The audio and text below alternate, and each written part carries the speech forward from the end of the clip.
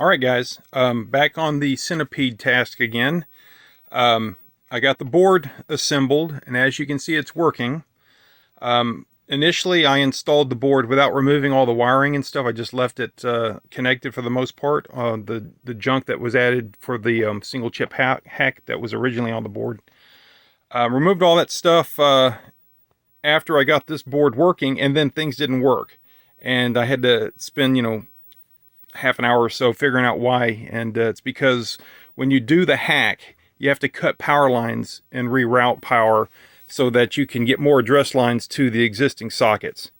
And so when I removed all the jumpers, I screwed that power routing up, and I had to reestablish it. Basically, any jumper or any cut that I saw on the board, I removed, and I've put the new board back in, and it's working great. Now, the thing is, this board has a design flaw. I screwed up when I built it. Let me turn the power off here. Okay. And I had to do some modifications to it. I had to, there were 3 things that had to be changed to get this to work. And so it's unfortunate, but this is, this is a prototype, and things like that are to be expected. But I've got it figured out, and it's working. And so I'm going to build these boards up and offer them for sale. Probably $20 each shipped, and I'll, of course, I'll make the modifications needed to where if anybody wants to build one up, all they got to do is install the missing components.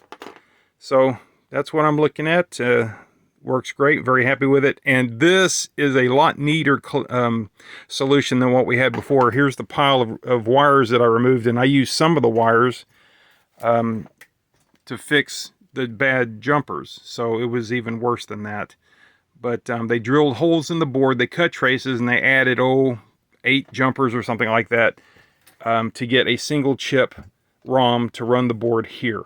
Now all you do is you get this board, you pull out the microprocessor, you plug the microprocessor in here, then you plug this board in where the microprocessor was. And it's great, it works great.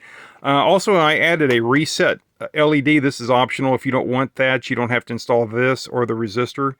And but it's nice because if the board's not working, you can see if it's resetting. This flashes every time it resets. Or I should say, when it's in a reset state, this is lit. That's more accurately stated.